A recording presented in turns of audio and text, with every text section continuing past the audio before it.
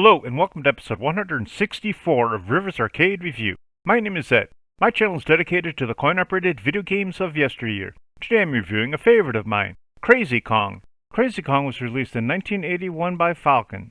My first time playing this game was at a mom-and-pop ice cream shop in Benton Harbor, Michigan.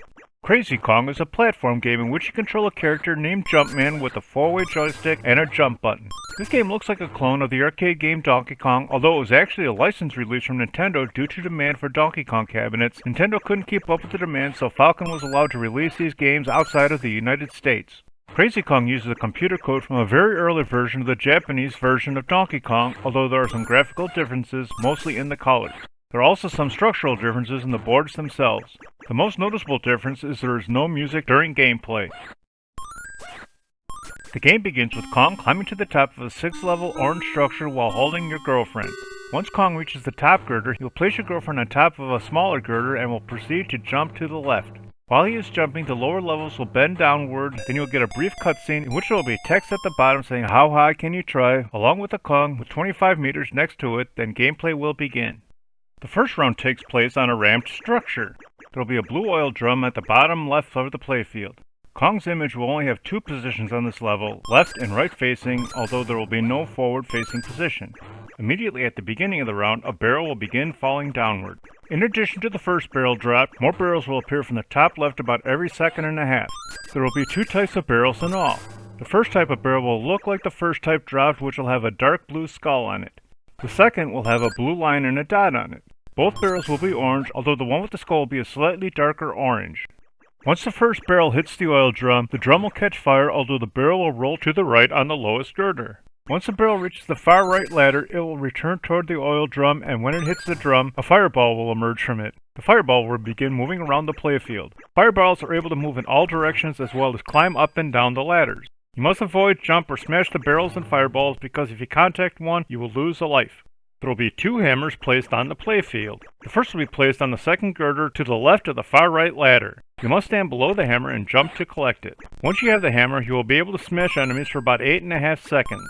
The second hammer will be placed to the far left of the 5th girder, although due to the graphical modifications of this game, it is impossible to reach this hammer without losing a life.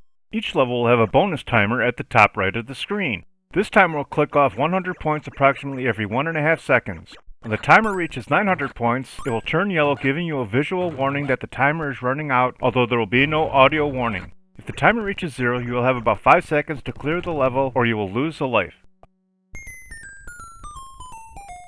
Above the bonus timer will be the level display.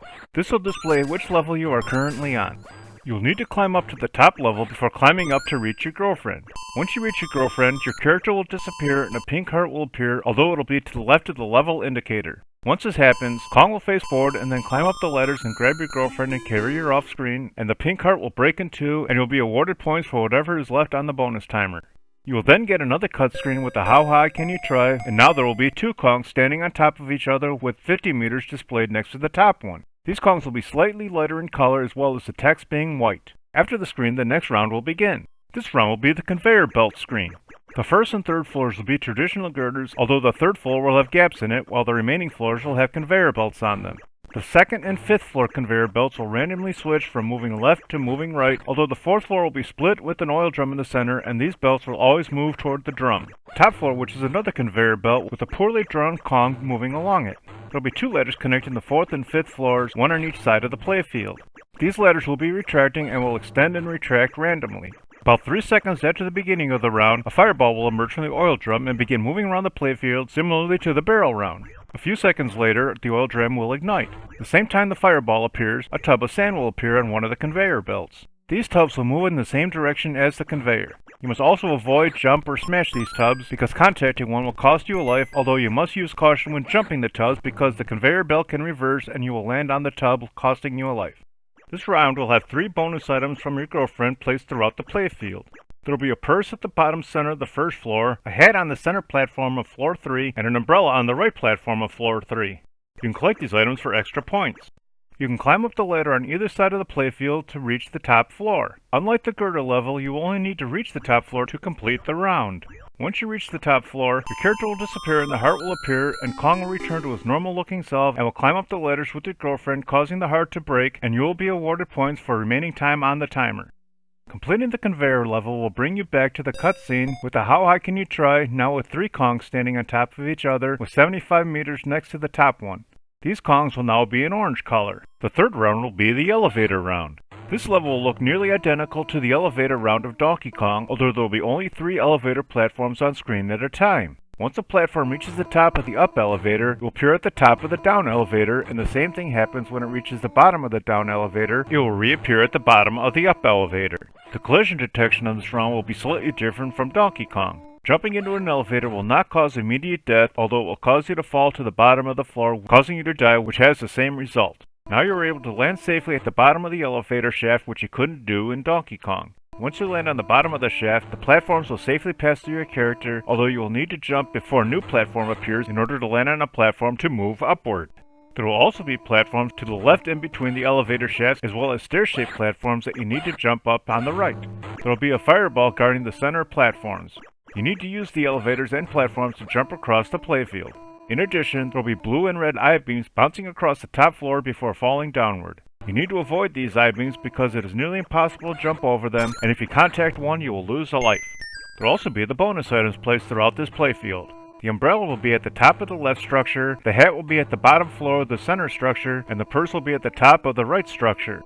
Reaching the small top platform will once again cause your character to disappear, as well as the heart appearing. Once this happens, Kong will grab your girlfriend and climb off the top of the playfield, and the heart will break and you'll be awarded the points left on the bonus timer. After this happens, you'll be brought back to the cutscene with the How High Can You Try, along with 4 Kongs on top of each other, although now they will be blue, and 100 meters will be next to the top Kong. Round 4 will be the Rivet level and will look and play the same as the Rivet level from Donkey Kong, although there are a few differences.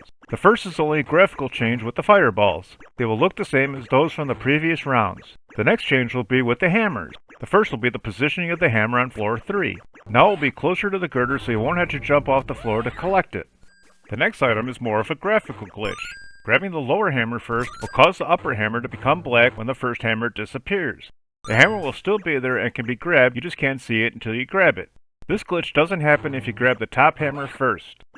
The next difference has to do with the collision detection. First of these items pertains to the fireballs. Since they are smaller, it will be easier to jump over them safely. The second has to do with Kong himself. Since this game used the very early code of Donkey Kong, there's no collision detection for Kong himself. Because of this, you can safely walk through Kong without losing a life. Because of this, you can no longer point press by jumping next to Kong while tapping the joystick, collecting 100 points for jump. You will need to remove 8 yellow rivets across 4 floors in order to clear the round. Once you remove the 8th rivet, your character will disappear and the center sections of the 2nd through 5th floors will fall to the bottom, and Kong will float momentarily while beating his chest before falling upside down to the ground. After Kong lands, the top platform will join the 5th floor, bringing you face to face with your girlfriend while a celebratory tune plays. This round will also have the bonus items throughout the playfield. The purse will be near the center of the bottom floor, the hat will be near the right of the 2nd floor, and the umbrella will be at the left of the top floor. The screens will repeat in the same order, although now they will be at a higher difficulty. In addition, on the barrel levels there will be gaps in the girders on ramps 4 and 5. You need to jump over these gaps because you can fall through them and it will cost you a life. On the conveyor level, the conveyor belts will be moving twice as fast, making it impossible to run against, so you need to either run with the belt or jump forward to advance. During the elevator levels, the I-beams will move and enter the playfield faster.